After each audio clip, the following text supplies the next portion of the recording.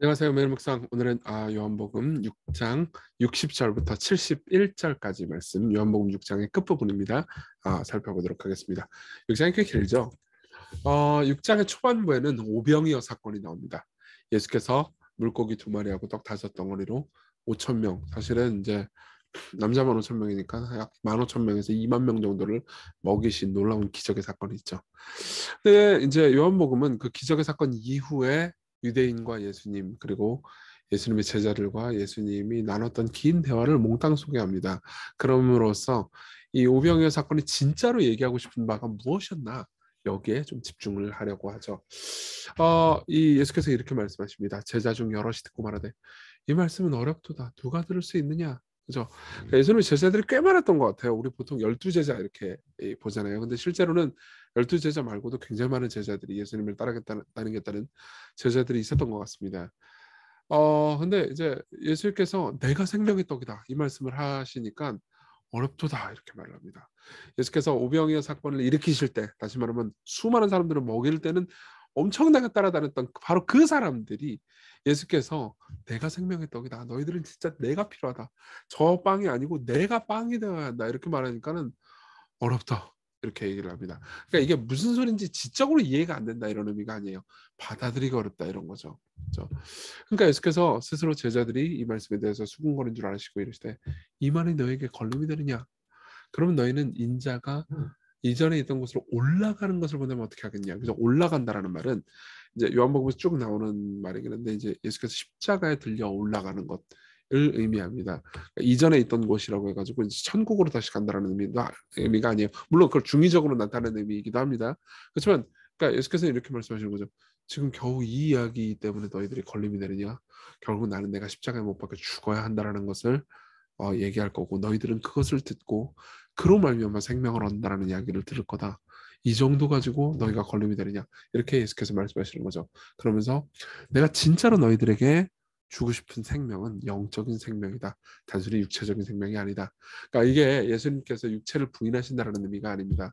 우리 육체도 결국 부활할 거기 때문이죠. 근데 이때 당시 이 사람들이 원했던 건 다 육체적인 것밖에 없었어요.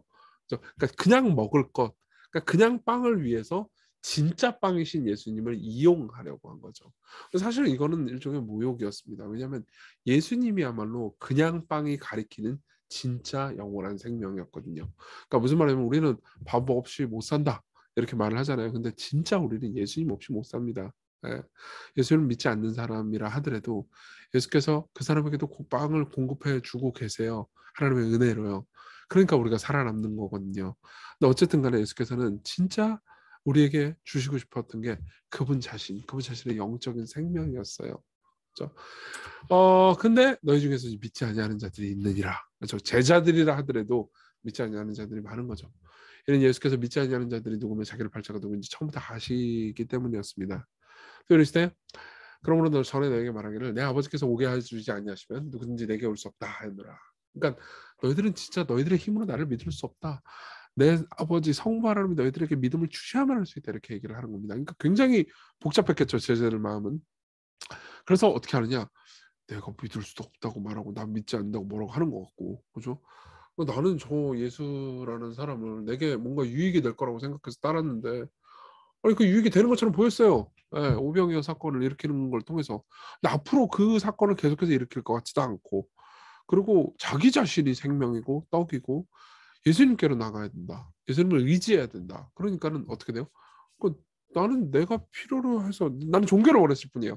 내가 무언가 예수님께 내 헌신과 열정을 갖다 바치면 그 예수님이 나한테 떡과 빵, 뭐 성공, 명예 이런 걸 줄 줄 알았는데 그게 아니고 그분을 준대요. 그러니까 실망했겠죠. 그래서 그때부터 제자 중에 많은 사람들이 떠나가고 다시는 그와 함께 다니지 않게 되죠. 그래서 예수께서 말씀하십니다. 12제자에게 이르시되 너희도 가라느냐. 그러니까 베드로가 이렇게 얘기해요. 영생의 말씀이 주께 있사오니 우리가 누구께로 가오니까. 그러니까 베드로는 진짜로 예수님을 믿고 따르겠다고 말한 거죠. 우리가 주는 하나님의 거룩하신 자이심을 준 줄 믿고 알았습니다. 그러니까 예수께서 뭐라고 대답하시냐? 내가 너희 12를 택하지 아니하느냐? 그러나 너희 중에 한 사람은 마귀니라 하시니 이 말씀은 가룟 시몬의 아들 유다를 가리키심이라. 그는 12 중에 하나로 예수를 팔자로라. 이렇게 이야기하고 끝납니다. 약간 충격적이죠. 그리고 계속해서 이 유다가 저기 자기를 버릴 거다라고 예언하는 장면도 되게 충격적입니다. 자, 이 본문에 대해서 조금 깊이 생각해 봅시다. 적용을 좀 해보죠. 첫 번째로는 그분 곁에 머물고 그분을 따르는 겁니다. 아까 제가 베드로가 대답하여 이르되 주의 영생의 말씀이 주께 있사오니 우리가 누게로 가리까 이렇게 말했잖아요. 근데 사실 나중에 베드로도요 예수님 막 버리고 도망가고 베드로라고 해가지고 예수님을 진짜로 받아들였다고 믿기는 좀 어렵습니다.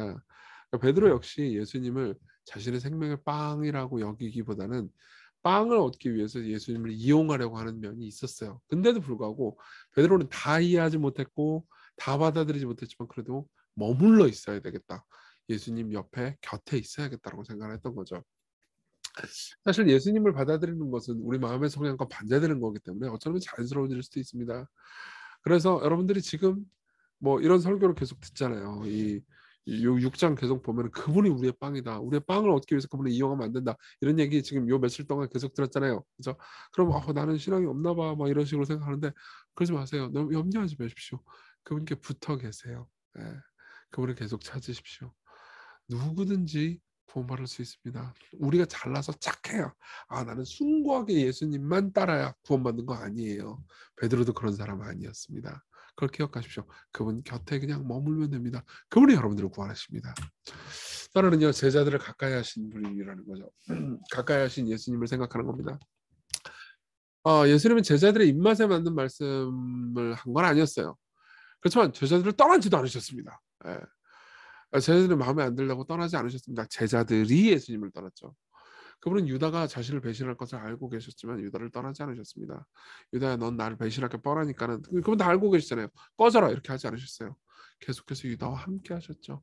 예.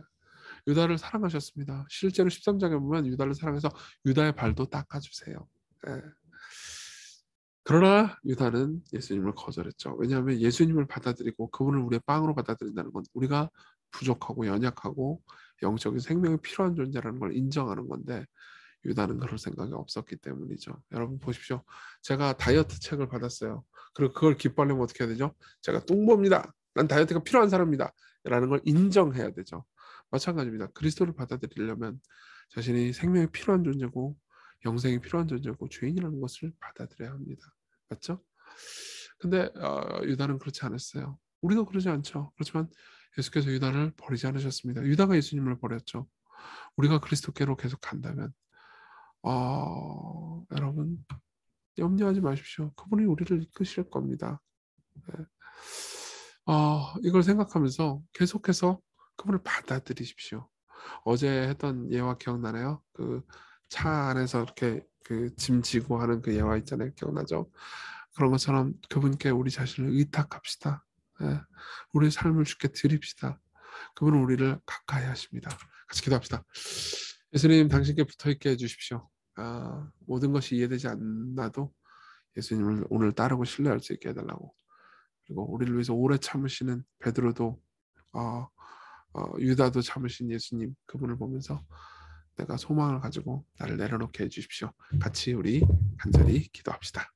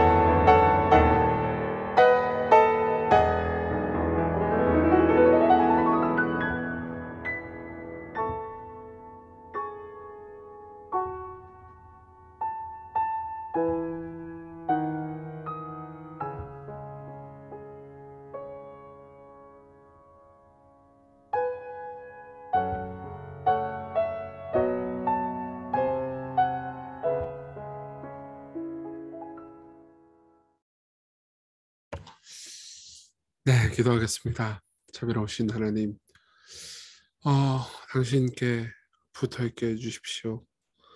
예수님의 말씀 앞에서 예수께서 하신 말씀 안에서 우리가 다 당신을 이해할 수 없어도 우리의 믿음이 많이 부족해도 당신께 붙어 있게 해주십시오. 당신이 구원이시니 당신 안에서는 누구나 구원받을 수 있습니다. 그것을 기억하고 오늘 하루를 살게 해주세요. 예수님 이름으로 기도했습니다.